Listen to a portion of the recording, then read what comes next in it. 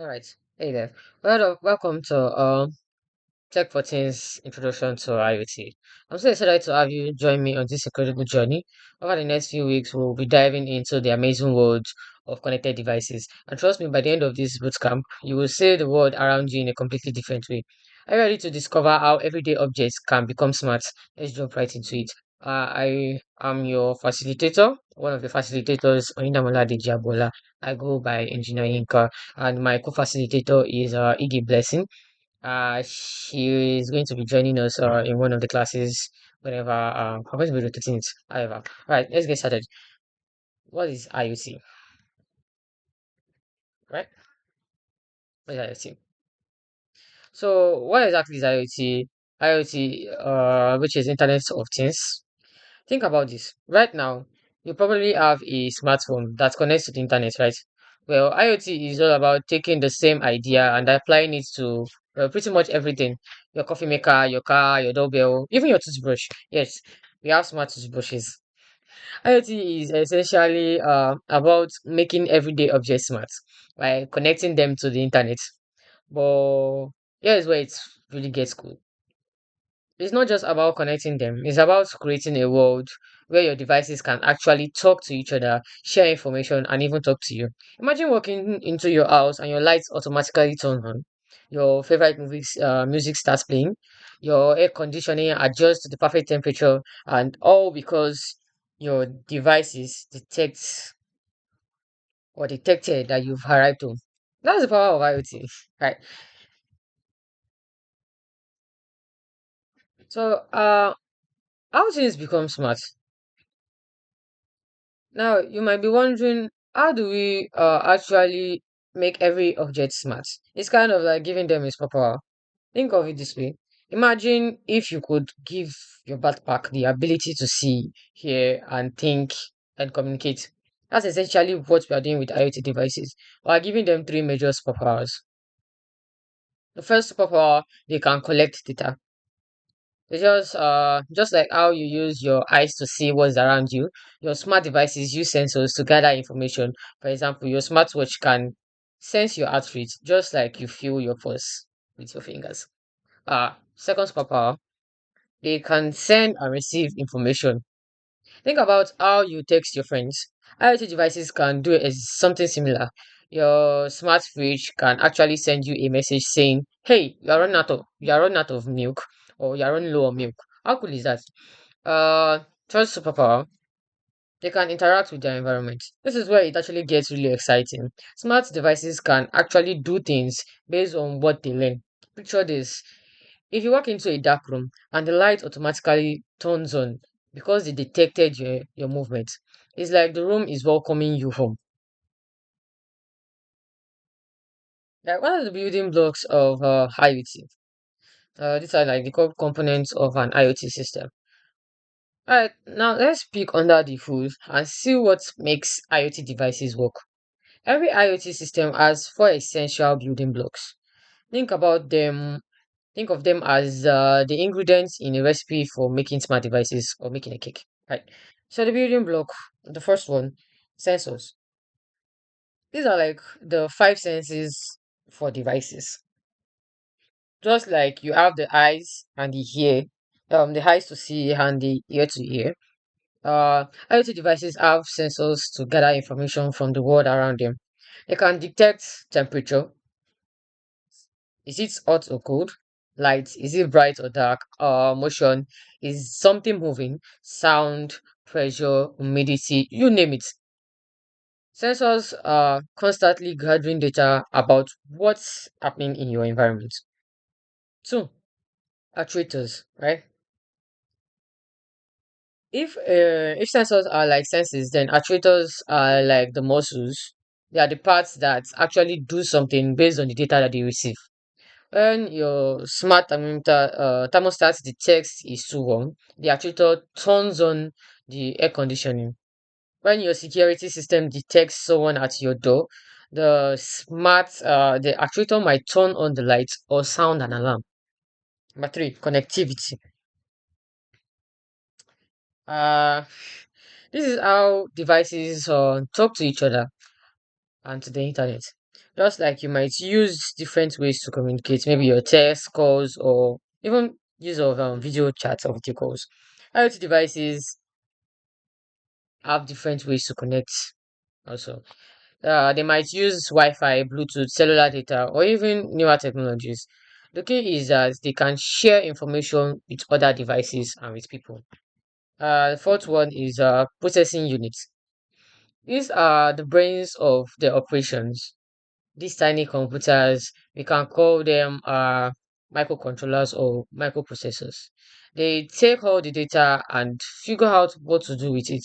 They are like many decision makers that can process information and send commands to the actuators. Right? So IoT in smart homes. Now let's talk about something you can probably relate to. Smart homes. Imagine if your entire house was like one giant helpful robot assistant. Smart lighting. Smart lights are probably one of the coolest examples. You can control them with your voice. Just say, "Hey Google, dim the lights to 50%," or change them to any color you want through an app on your phone. Some smart lights can even change throughout the day. Bright white light is like is the morning to help you wake up and warm. Dim light is the evening to help you relax. Then you have smart thermostats and fans. These are like having a personal climate assistant. They learn your daily routine and adjust the temperature automatically. If you usually get home from school at 3 p.m., your thermostat will make sure that the house is nice and comfortable by the time you walk through the door. Plus, they can save your family money on energy billing. We also have smart doorbells. These are like having superpowers for your front doors. Whether you are upstairs doing homework or away on vacation, you can see who is at your door, talk to them, and even tell the delivery person where to leave your package, all from your smartphone. The coolest part, all these devices can work together. Imagine coming home and your video doorbell recognizes you, tells your smart lock to unlock the door, signals your lights to turn on, and lets your thermostat uh, know how to adjust the temperature. It's like your house is welcoming you home. And IoT for monitoring health. Basically, we call them IoT wearables. So let's talk about how the IoT devices you can actually wear. Wearables. These are like having a personal health coach right on your wrist or in your pocket. We have fitness trackers. Fitness trackers are amazing little devices that can count every step you take, estimate how many calories you've burned, and monitor how well you sleep at night. Some of you might have one already. They can motivate you to be more active by setting daily steps goal, right, or reminding you to move if you are sitting too long. You have smartwatches. The smartwatches even take this further. You can track your heart rate during exercises, receive text messages and notifications, let you make phone calls, and can even detect if you are falling down and automatically call for you. It's like having a tiny computer on your wrist. For people with disabilities or for people with diabetes, continuous glucose monitors are like life, sa- yeah, life-saving devices, right? They automatically check blood sugar levels throughout the day and send alerts to phones, helping people manage their health much more easier than older methods.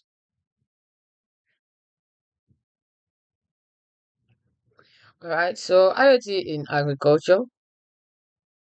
Now, here is something that might actually surprise you. Even farms are getting smart with IoT technologies. This is called smart agriculture. It's helping farmers grow more food while taking better care of our planet. We have soil sensors, which are like underground detective. They're constantly checking the moisture and nutrients levels in the soil instead of guessing when crops need water or fertilizers. Farmers get real-time data and tells them exactly what their plants needs and what they need and when they need it. We have drone monitoring. Drone monitoring is one of the coolest applications actually. Imagine drones flying over huge fields, taking pictures, excuse me, and using special cameras to detect which plants are healthy and which might be getting sick. You can get spot and they can also spot problems that would be impossible for a human to see from the ground, allowing farmers to take care of issues before they spread. And you have automated integration system. These are like smart sprinklers for the entire farm. These systems know exactly how much water each system or each section of the field needs and can deliver the right amount at the right time. This saves tons of water and help crops to grow. Right. Then you also have smart cities. Let's zoom out and think bigger. What about an entire city becoming smart? IoT is helping make our cities safer, cleaner, and even more efficient places to live in. You have smart traffic lights.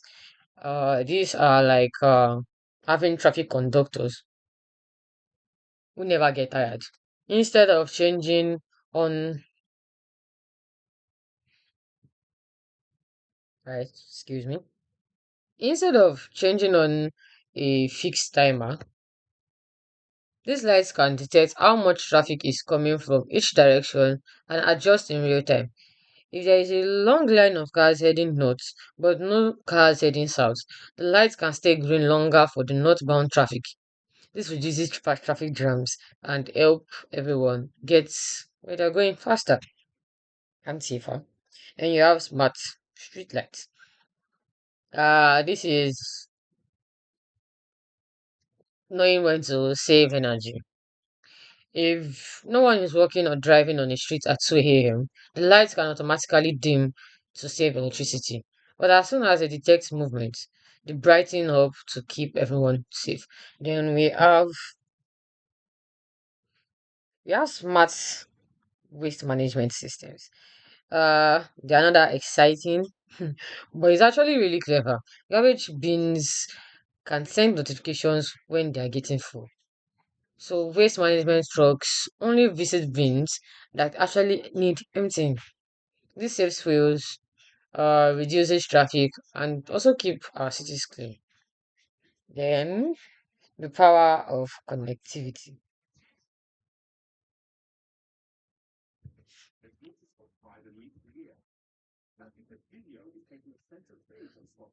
Here's what makes IoT truly powerful. It's not just about individual smart devices. The real magic happens when all these devices connect and share information with each other. Let me walk you through how it works. Step one, data collection. Sensors all over the place are constantly gathering information. Temperature sensors, motion detectors, cameras, microphones, they are all collecting data about what is happening in the real world. Step two, cloud processing. All this data gets sent to powerful computers in the cloud. Think of huge data centers with thousands of computers working together. This system can analyze perfect patterns, make predictions, and figure out what actions to be taken or should be taken. Step 3, insights and actions. Based on all this analysis, decisions are made. Maybe the system realizes it's going to rain, so it should close the smart window, or it notices unusual activity in the area, so it should alert security. Step 4, device response. Finally, commands are sent back to devices to take action. Lights turn on, doors lock, alarm sounds, or maybe your phone gets a notification. This whole cycle happens incredibly fast. Sometimes it's just milliseconds and it's happening millions of times every day with IoT devices all around the world.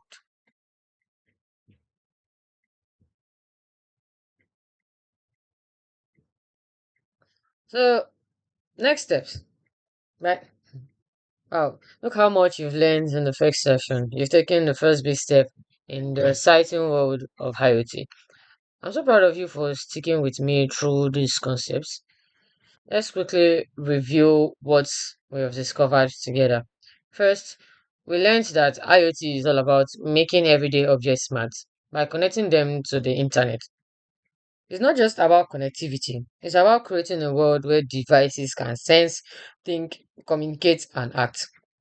Second, we explored the four essential building blocks that make IoT possible: sensors that gather data, actuators that take actions, connectivity that enables communication, and processing units that make smart decisions.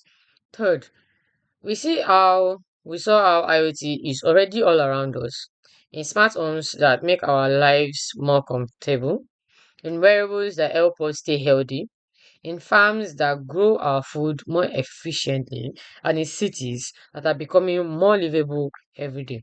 The coolest part is that we are just getting started. Next week, we're going to dive deeper into how you can build your own IoT projects.